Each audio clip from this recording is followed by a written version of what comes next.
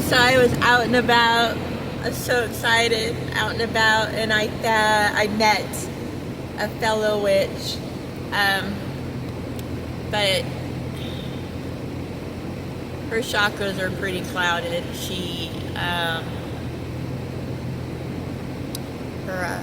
Her channel is really, really clouded. She's a Fetty user. I made friends with her. I don't do drugs, but I told her, I said, you do know that I'm going to bug the crap out of you about quitting. And she goes, yeah, she goes, but I'll only quit when I'm ready. I'm like, I get it. But as some of us know, tarot readers and whatnot, when you are gifted a deck or gifted things, it's really symbolic. And she gave me this right here. And I'm 50. She gave this to me. I love it. I absolutely love it. I got my crown. I got my crown. I love it. But yeah, I just wanted to share that with everybody. Isn't it beautiful? Yeah. She's really sweet. She's a little misguided. She's not 50.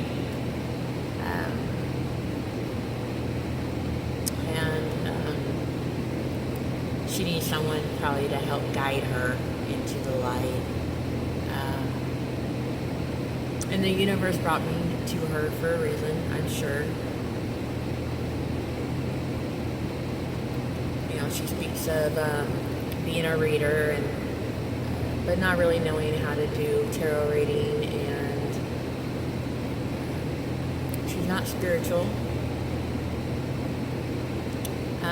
She does have a grimoire, but she doesn't really know how to use it. She's only done little things like taking, which is kind of where I started out, taking pictures of, trees and limbs, and pictures out in the woods, and Mother Gaia, and collecting weeds and doing things with flowers and plants and everything.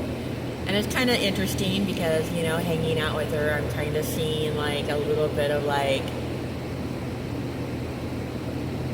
my past. It's almost like a timeline jump, I get to,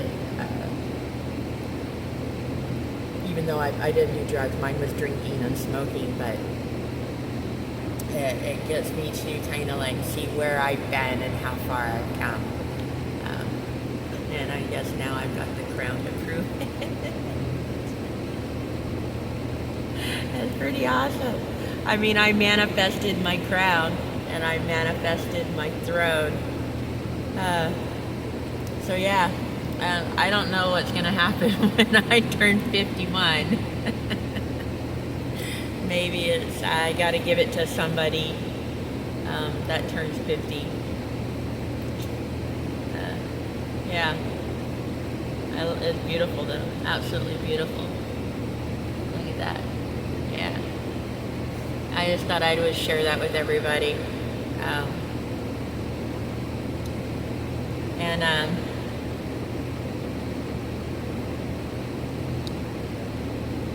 help guide her, to the light, help guide her a little bit. It's kind of the calling that the universe and my father's put me on.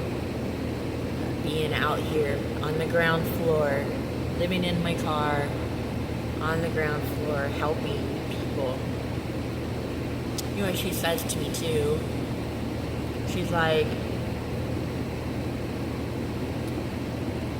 and it's so sad. She's all, the government, where I'm at right now, there's a huge encampment of homeless people, and they call it the jungle. Everyone lives in the jungle that's homeless.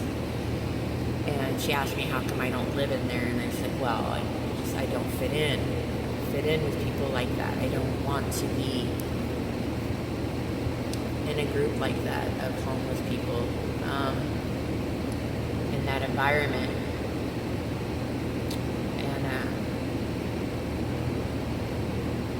there's rumors that they're gonna break this encampment up and put people in tiny homes and put them in hotels and things like that. And I'm like, it's like a win-win around here. And she's like, yeah, like it's $2,000 for a studio apartment. Who can afford a studio apartment for $2,000 a month? And you can't. You just can't.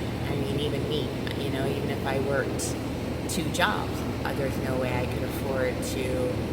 I would just be working to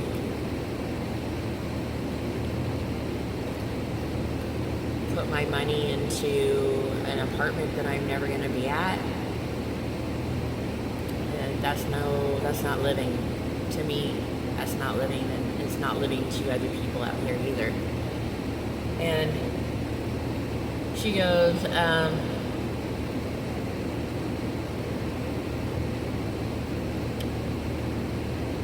the government, they just want us all to die.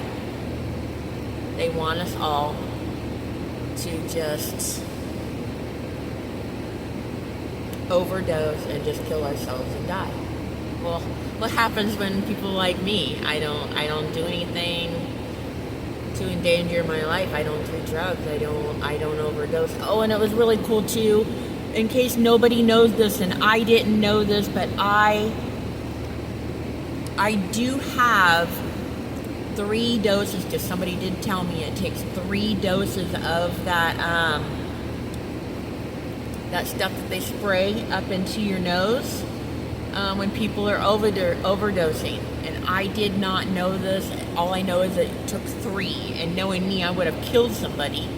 I would have literally just stuck it up their nose, 1, 2, 3, and lucky for her, maybe I'm going to be running into somebody that's going to be overdosing soon, because that's the way it usually goes. I have this stuff in my car to help anybody out here that I meet, but also, I guess, so when people are overdosing on fentanyl, their sinus cavities are clogged.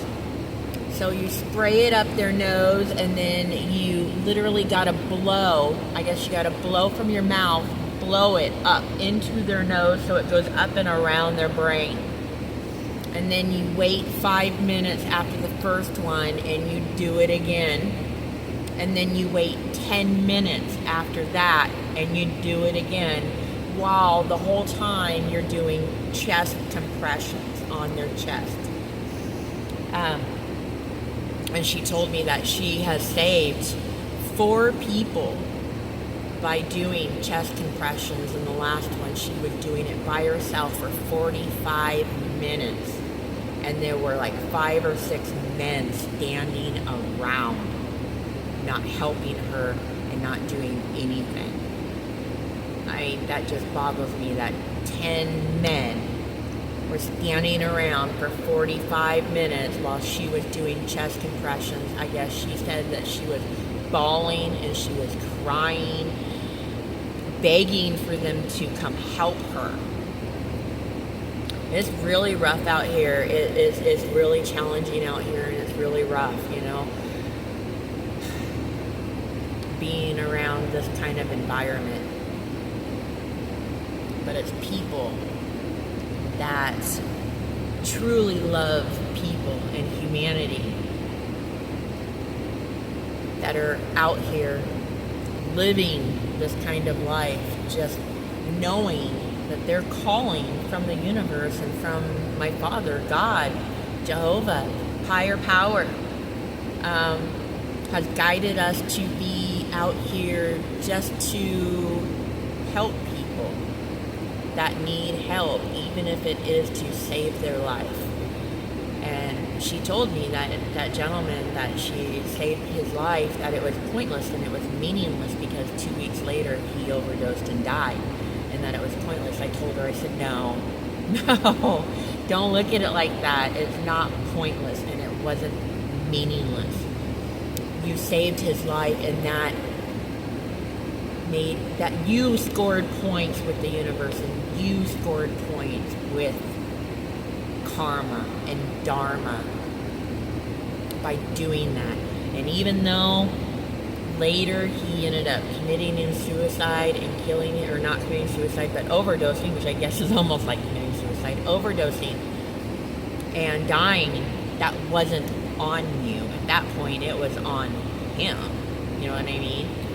So this is just a shout out, not just for me. The crown's not just for me, it's for all the other 50-year-olds that I awoken to help humanity and help the collective, so we can raise the vibration of Earth and raise the vibration from the balance of the scales between good and evil. So, yeah, this is way symbolic. Very symbolic. Love and light, everybody. Love and light.